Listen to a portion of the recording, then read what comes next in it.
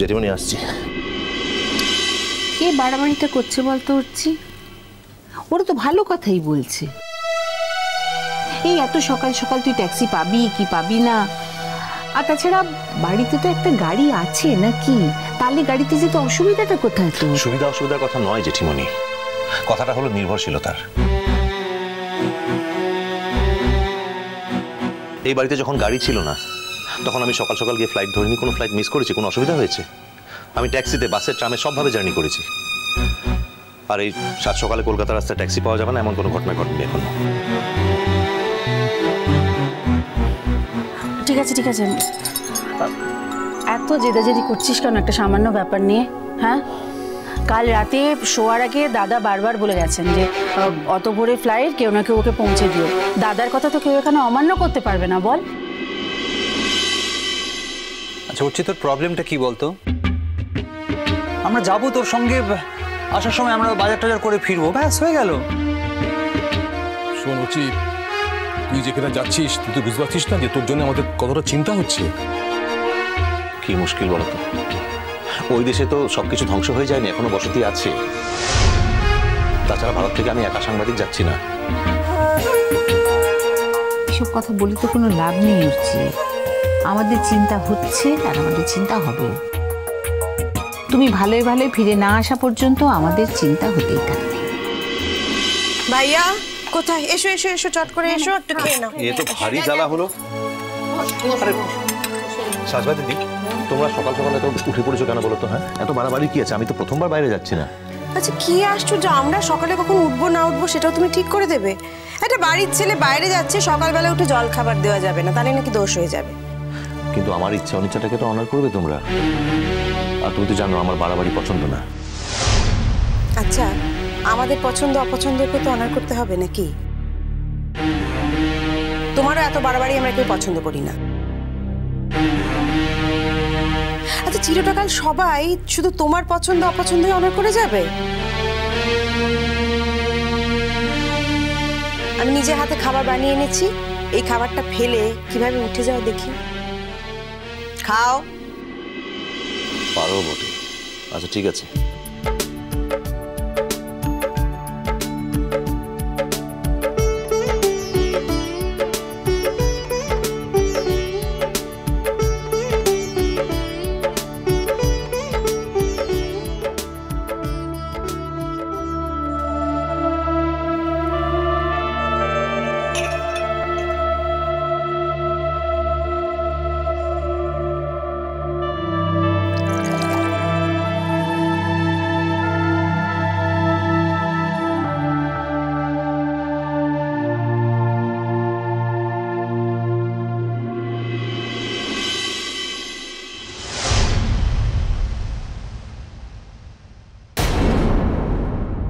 খাবার দিলে সঙ্গে জল দিতে হয়, তুমি জানো না সাজবা দিদি?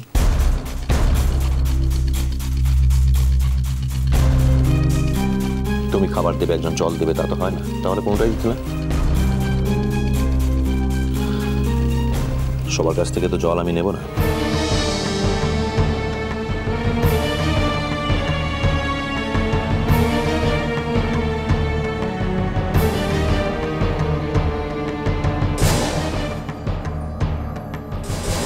আচ্ছা যাকে যাকে, সকালবেলা বেরোনোর সময় আর অশান্তি করো না। না অশান্ত মানে খাও, খেয়ে তারপর বেরো। আমরা তো কাউকে জল আনতে বলিনি। কেউ যদি এখন আগ বাড়িয়ে কাজ দেখাতে চায় তাহলে তো আমাদের কিছু করার নেই উঠছি। হ্যাঁ হ্যাঁ, এ বাড়ির লোকজন তো অসভ্য নয় না, মুখের ওপর বলতে পারছে না যে তোমাকে এখানে দরকার নেই।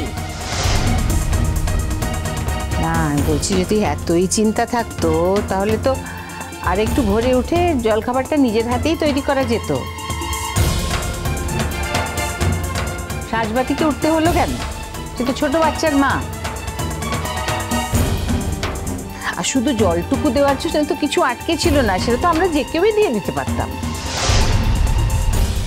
আচ্ছা ঠিক আছে জেঠিমণি, ছাড়ো না। সত্যি তো আমিও তো জলটা দিতে ভুলেই গেছি। বলো সাজবা দিদি, এই জলটা বদলে নিয়ে এসো। করছি কি হচ্ছে কি? গ্লাস জল দিয়েছে মেয়েটা, তো বদলে আনার কি আছে এতে? তা না হলে জলটা না খেয়ে আমাকে বেরোতে হবে। কিনে হচ্ছে বাবু, মোর হাতের জল আগতে তো খাসলাই। তোমরা ওকে কিন্তু এখান থেকে চলে যেতে বলো। আমি এই মুহূর্তে ওর সঙ্গে কোনো কথা বলতে চাইছি না। কিন্তু মোর বলার আনছে, তুমুকে চলেটো যেতে বললেই তো মু চলেটো যাবকলা। তা বাদে এই জলটার ভেতর তো মু তো বিষ্ট মিশাইলি আসিলা।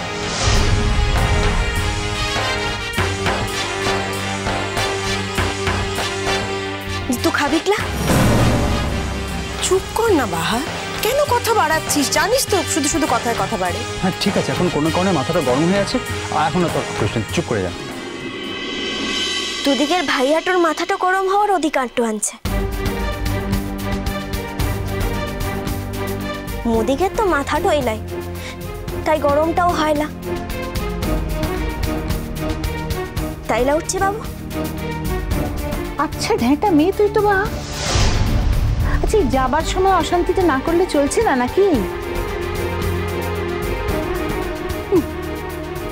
চিন্তায় ভাবনায় আমরা শেষ হয়ে যাচ্ছি। এদিকে ছেলে যেখানে যাচ্ছে সেখানে ভূমিকম্পে হাজার হাজার লোক মারা গেছে, কালকে অবধি ভূমিকম্প হয়েছে। আর উনি এখন ওর হাতে জল কেন খেয়ে যাচ্ছে না সেই নিয়ে ঝগড়া করতে শুরু করে দিলেন। ধন্যী মেয়ে বটে বাপু। কিনে সেটা আগতে বুঝতেটা পারিস নাই? এখন বুঝতেটা পারি? মু বাহামনি শোনেন, সকল কিছু সহ্যটা করতে পারলেও না অপমানটাও সহ্যটা করতে পারিক না। ও এমন কি করেছি বলতো, যার দিকে তোরা তোরা সকলে মিলে মোর সঙ্গে এমন খারাপ ব্যবহারটা করতে লেগেছিস। ও একটু গ্লাস জলটা এনেছি, এই অধিকারটাও মোর নাই। পুরো পুরার তো কি? আমি তো বুঝতে পারছি না যে এখন ছেলেটা বাইরে যাচ্ছে, আমরা তাকে নিয়ে ব্যস্ত থাকবো না তোমার সব কথার উত্তর দেবো। তুমি জানো না তুমি কি করেছো? তুমি একটা পর একটা অন্যায় করে গেছো, একটার পর একটা।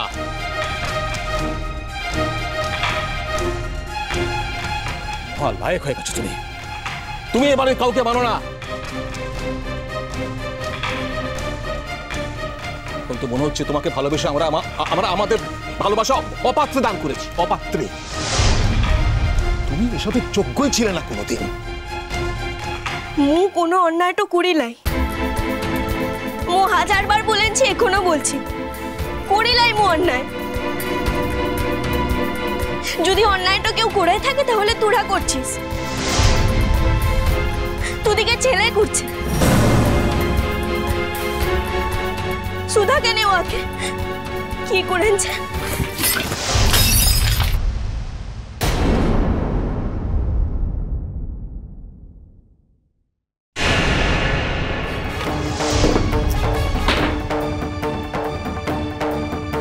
কি ছেলে মানুষই হচ্ছে বলো তো এগুলো? আমি তো বুঝতে পারছি না।